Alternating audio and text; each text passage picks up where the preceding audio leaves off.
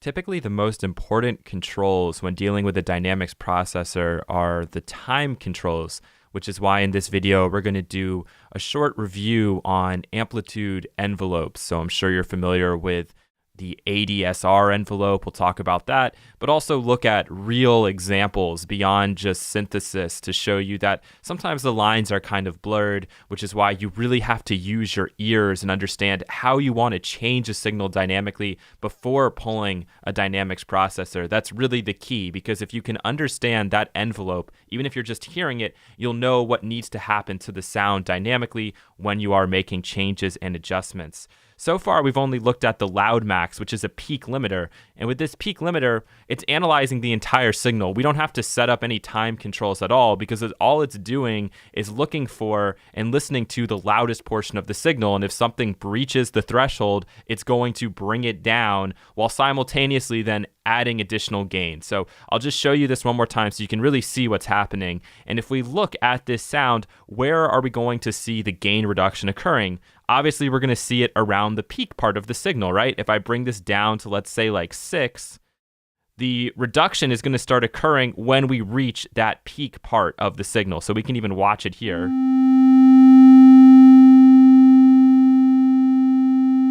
And that's where it happens. So when I bounce this, we're going to see that that portion of the signal is going to have some gain reduction to it. And you can see that like so, right? And then simultaneously, it's actually bringing the amplitude back up again by 6 dB. So if I went in here and I linked the controls, or I bring this one down to -6 as well, in this example, we'll actually see the reduction take place, but we won't have that extra gain added back in.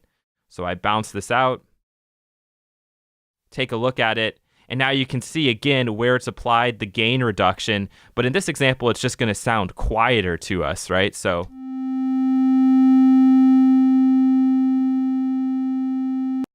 like so. So that's what's going on with the loud max. It's analyzing the whole signal and just listening for and waiting for peaks. There's nothing you have to set with time controls. All of that is done automatically. That's kind of the reason why you use that, because you know it's going to catch the loudest thing. You don't need to worry about setting an attack time. And then in this case, the release is just hardwired into the actual plugin, which makes your life easy and easier. You don't have to worry about setting up release controls. But a lot of times on peak limiters, you will have a release control. And so you could set it really fast if you want it to be very transparent, or you could let it be a little bit slower, and then you can kind of hear it sucking back in with the volume. And when we do courses like the mixing course and the mastering course, we'll really hear that variance in setting release times on limiters. But for now, we're focused on reviewing our amplitude envelopes. To start, I thought we'd look at something that's very familiar, a 4-stage ADSR envelope inside of a synthesizer. And with a synthesizer, you have very fine-tuned controls over what's going on within your amplitude envelope. And here we even have a little picture that's showing us further. With real sounds and real instruments, we don't have this luxury. But remember, the synthesizer was first designed and created, at least the commercial ones were designed and created to emulate real-world sounds. I know that on the West Coast, the Buchla synthesizers, they weren't really trying to do that. But on the East Coast, and with what became commercially available and things like the Mini Moog, those obviously were really aimed at trying to emulate real sounds, and thus they had a 4-stage envelope to try to do that. So with the ADSR, the attack time is what occurs from the sound starting at the very beginning from 0 amplitude basically up until its loudest point. So in this example, that's about 2 seconds. The decay time is setting how long it's going to take from the loudest point to get down to a predetermined sustain value. So in our example here, the sustain can go from like 0 to 1, and we have it set here at 0.195. And then we could hold that indefinitely, because it's just a value. It's not a time. It's setting where this decay is going to eventually fall to. And then when we release the key, that's the release time. How long is it going to take to go back to silence? And we even have a little oscilloscope display here to show us, you can see by how big and how small the waveform becomes, the amplitude envelope. So we hit this.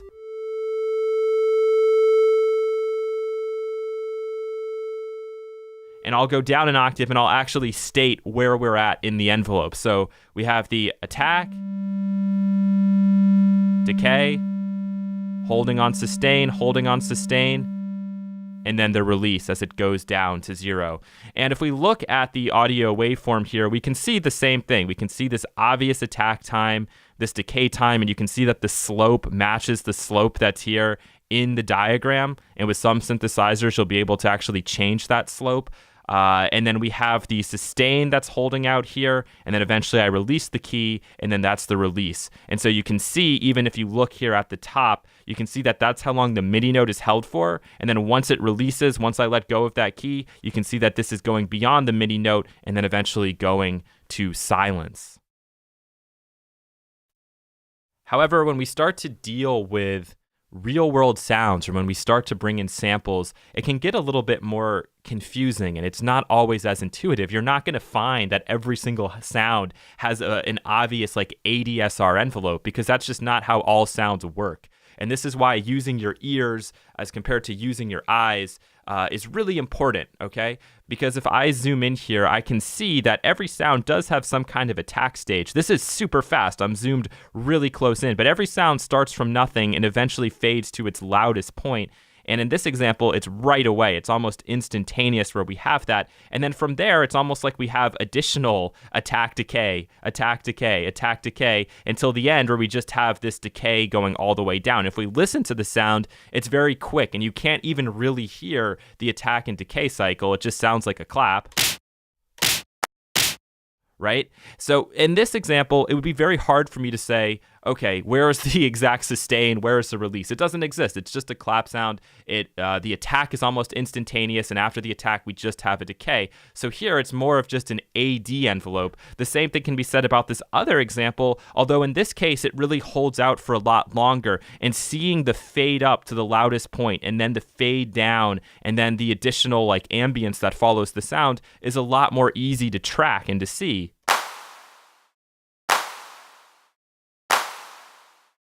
Right? So I could listen to that and think, I can really hear that defined transient, but maybe I want to pull that down so that we hear more of that decay cycle, right? So there are questions like that you might have in your head if you want to change a sound. And remember, when in doubt, leave it out. If you're listening to a sound and you can't think of a change that you want to make to it, don't pull to a dynamics processor, especially when you're in the process of making the music. When we go to the mixing section of the course, we'll talk about how these processors can be used really just to enhance a sound, even if it's just subtly. But for now, we're looking at trying to get that sound that we want, not necessarily make it absolutely perfect, but get it close in the ballpark, okay, so that we can focus on making the music without being distracted.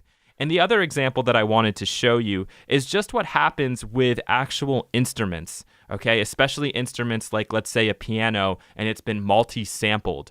So it's been recorded of somebody hitting the key very softly and then hitting it very loudly. Even in an instrument, right, you can hear that there's going to be differences with how somebody plays it dynamically. And even if I bring it up, which I've done in this example, I've brought up the level of the secondary hit here to try to match what we have on the first one, you can see that there's a difference in this envelope. When somebody hits the key hard and lets it go immediately, we have that hammer coming up and striking the string immediately and then pulling off of it, right? So it's just this instantaneous like bang motion, and this is the envelope you expect to see. But if somebody hits it very quietly, and so that trigger action rises slower, and they hold it on the string, not only is the envelope going to be different, but the actual timbre, the actual quality of the sound is going to be different as well. So we can listen to this here. I think that these might be soloed, so let's go ahead and put it into solo. Hard, soft, hard, soft. So really listen to the beginning of that sound. You can really hear it popping through. And if we listen to the instrument itself, here we also have the dynamic variation that's going on. So you'll hear one much louder and one much softer. And that would be the way that you'd expect to hear it. But we have the ability inside of the computer or outside of the computer with external processors to bring these up. And we don't necessarily have to do it manually with volume controls. We can actually use different effects that can accomplish the same sort of thing. So if that's confusing to you right now, don't worry. We're going to be going over some of these dynamic effects processors in the next few videos.